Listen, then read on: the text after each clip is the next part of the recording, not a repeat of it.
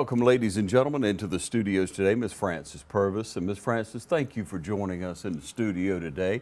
It's Alzheimer's Awareness Month, and in the past when we've had people come in and share a little bit of their experience, you've been gracious to come in and speak with us about it because, Frances, you've been affected a couple of times, a couple of different ways with Alzheimer's, haven't you? Yes, I have. Yeah. So let's set it all up for everyone now. Where'd you grow up, and tell us about yourself? Okay. I grew up in Dodge County, Eastman. I graduated from Dodge County High School in 1966. Yeah. And then I went to school in Macon, lived in Macon for a good little while, and then moved to Cochran. And a friend of mine taught me into going to RN school. I went to LPN school in Macon. That's it. When I was in Macon, and I worked for 5 years as an LPN, and then I got my RN. I graduated from that in '74. Yeah. And I've been doing nursing ever since. But I've dealt with a lot of people that had dementia or Alzheimer's, or really dementia is what they called it a lot of, because people are scared of that word. Yes. Alzheimer's. Yeah. Yeah, they sure A lot are. of people are. Yeah, and you know, it is what it is. You got to face what life brings you and deal with it. And if it's a dementia or if it's Alzheimer's, you need to address that, don't you? Right.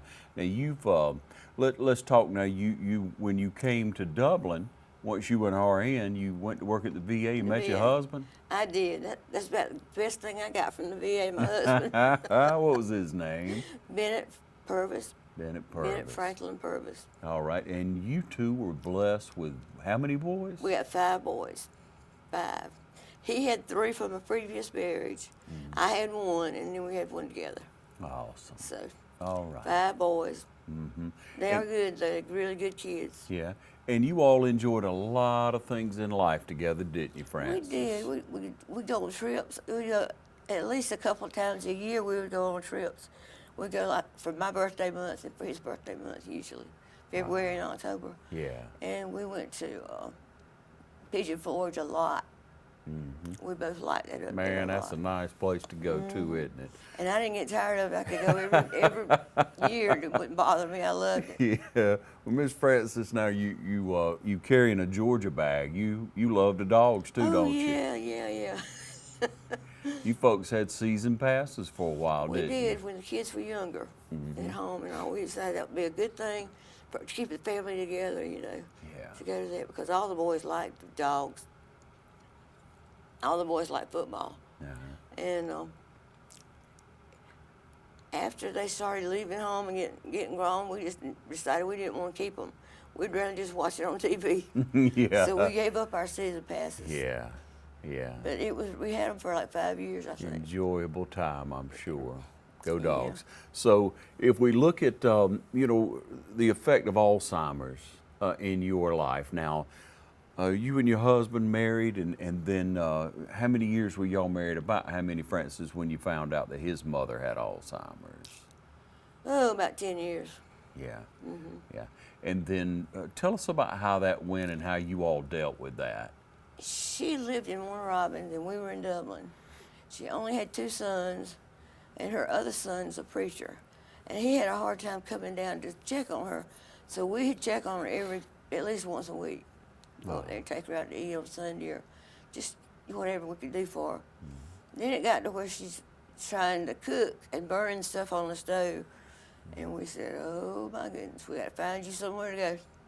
So we put her in an alternative living place over here at Thompson Manor. And she stayed there for 5 years. And she did pretty good there. She really did. And we checked on her twice a day. We didn't just put her over there and forget about her.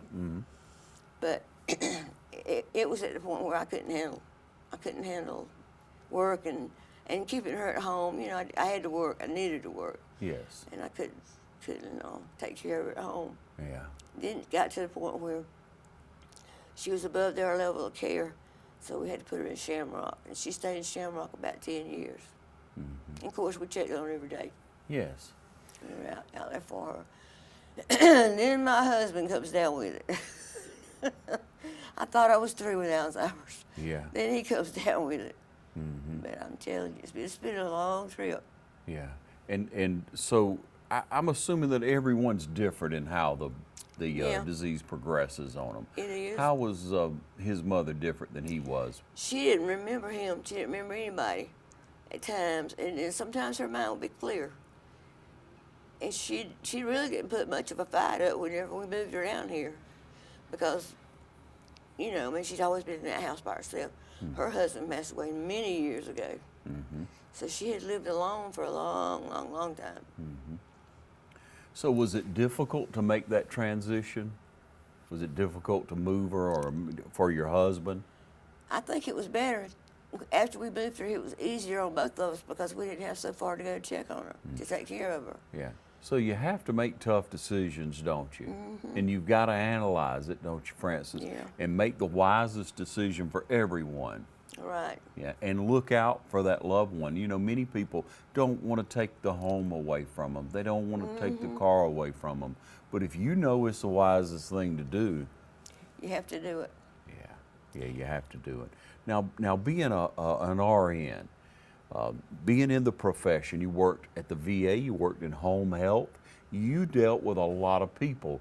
You have a little bit different perspective, I would say, than most people who haven't done that. You know, might be a homemaker, might have worked, you know, as a secretary, or whatever they may have done, teacher, whatever their job was, their career or profession was.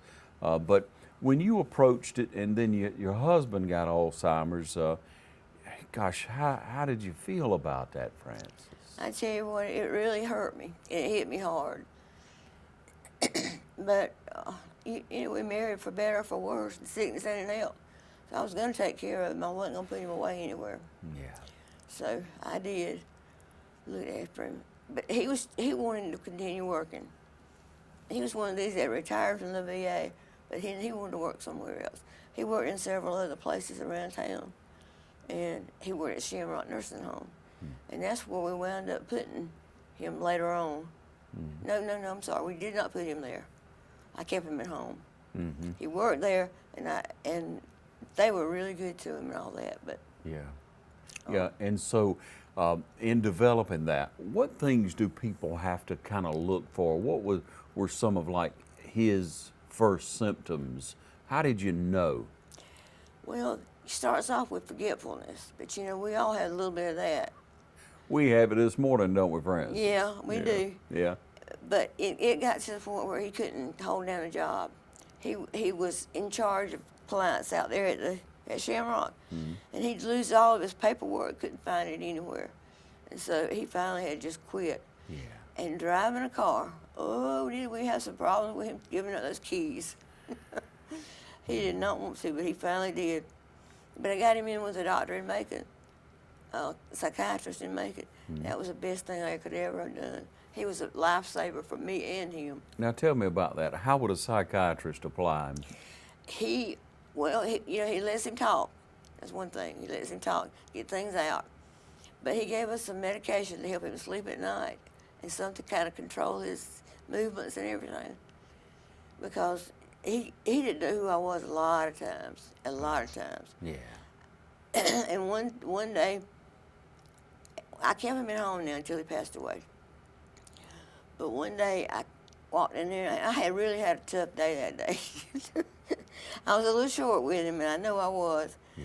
But he looked at, I walked up, when I do something like that, I walk away to the other side of the house, about 10 minutes, and then I came back in to check on him. He said, "Oh, I'm so glad to see you. That other nurse was mean to me." Lord, huh? You changed and he changed. Yes, goodness. And when I started to put him in bed at night, he wouldn't want me to sleep with him because I wasn't his wife. I don't know who she was, but she wasn't there. He did not realize I was his wife. Yeah. That was kind of tough. I bet it was. Francis, I bet it was. What do you tell people? What can you share with people who are approaching that? How did you gain strength to make it through? Well, I had a part-time job, and I was able to keep that job I got him into the Alzheimer's daycare center. And he stayed there from like 8 to 3, and that's when I worked 8 to 3, 3 days a week. And it was a godsend, too, I'm telling you. Yeah. They took really good care of him, but he didn't realize he was there. he thought he was taking care of those clients. They four men that sat at the table together, and he thought that he was taking care of them as their nurse. Man. All of the stuff that the nursing part of it, he just came back to him. And Yeah, and you never know on people what they identify with. So you should try to find that common factor. If they like gospel music, if they like to play cards, if they like to paint, play a musical instrument. Yeah. Let them keep doing it, huh? Yeah, he loved gospel music. Yeah. He never got tired of that. Yeah. And he was not mean to me either. Some Alzheimer's clients get really mean. Yeah. But he was not like that. He wasn't ugly at all. Good, good. But what did you do for yourself? How did you find support? Church. Yeah. I drug him to church with me. It wasn't easy what we did. Yeah. I had a hard time because I had to get him up, give him bathes, get him dressed, just like you would a child, and then get him in the car, and then we'd go to church. But he enjoyed the church part of it too. Yeah. And Yeah. it's just been one thing after another. Yeah. And it got to the point where I couldn't manage it by myself. Then I had hired some people to come into the home and take care of it while I was out. Yeah. I got some good people too. Yeah, good. We're talking with Miss Frances Purvis. It's Alzheimer's Awareness Month. We want you to stay tuned. We're going to take a short break and come back, and we have more information for you. We'll be right back. Local events coverage brought to you in part by Jeff Davis and Altera Networks. Altera Networks, premium IT systems backed with world-class support, IT consulting and on-site networking, ongoing support and security. That's Altera Networks. Jeff Davis also serves our community as Lawrence County Commissioner, District 3, and continues to serve our community at large. Dublin-Macon Cardiology, celebrating over 14 years of serving Dublin and Lawrence County. At Dublin-Macon Cardiology, we're always committed to taking care of you and your heart. Bringing state-of-the-art cardiac care closer to home with a walk-in chest pain center. New patients are always welcome and no referral is ever required. Dr. Vega is proud to announce the addition of Elise Rotramel, a nurse practitioner, to our staff. Drop by today at Dublin-Macon Cardiology, 206A Hospital Drive in Dublin.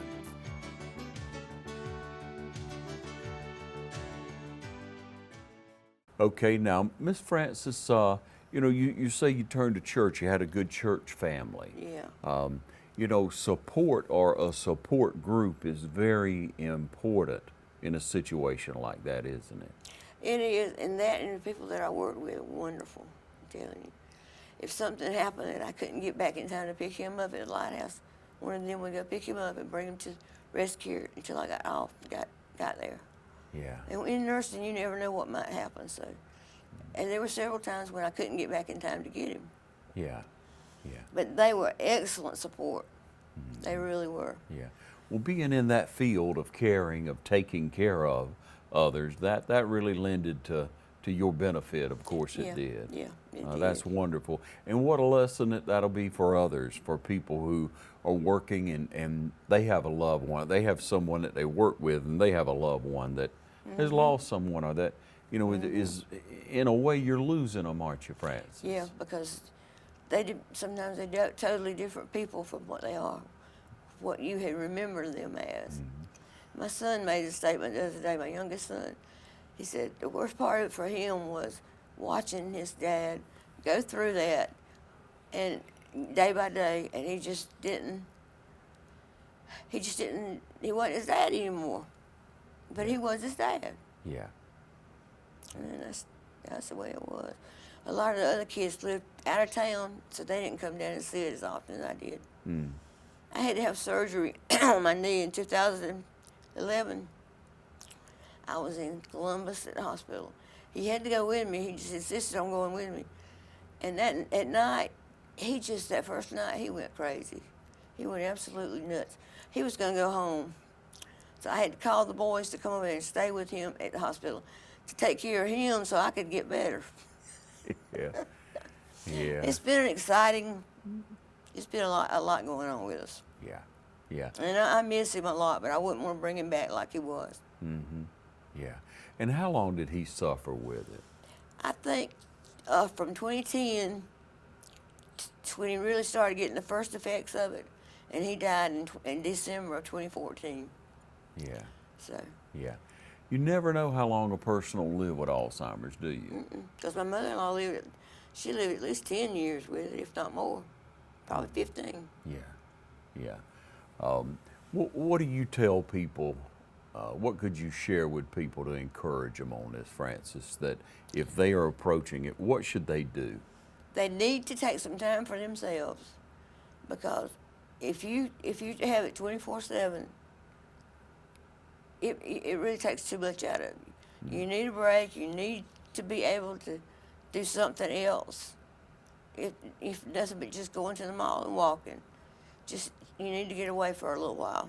Yeah. Take time for yourself. Take time for yourself. Because you have to keep your own body and mind and spirit in a good place, or the best you can, don't you, Yes, Francis? you do. The Sure best do. you can. Saw a book the other day when I was at Alzheimer's Association talking to Mott Smith. You may know her. Yeah. Yeah, and she showed a book, 36-hour day. Yeah, I've got that book. And it helped a lot. I read it. You know, I really don't know what all had happened. I just know that the Lord helped me get through it. And special friends. Yeah, yeah. You have memories to hang on to, of course. Oh, yes, we do. And I'm glad we did as much traveling as we did while we could still travel. Because after he got that, I couldn't drive that far. He wouldn't let me drive to start with. I had to just absolutely take the keys away from him. Yeah. Todd Branham helped with that. But he, we was home all the time. And as far as TV, he never had cared much about TV. He liked sports, but he didn't like a lot of other things on TV. Yeah. Mm-hmm. But But turn he on the sports and he liked Yeah, it. he liked that now. 'Cause we Yeah. had one son that played basketball for Dublin High. Oh, And we used to go to all their games. Mm-hmm. But that was before all this happened. yeah, yeah. And we never know what life's going to bring us, do we?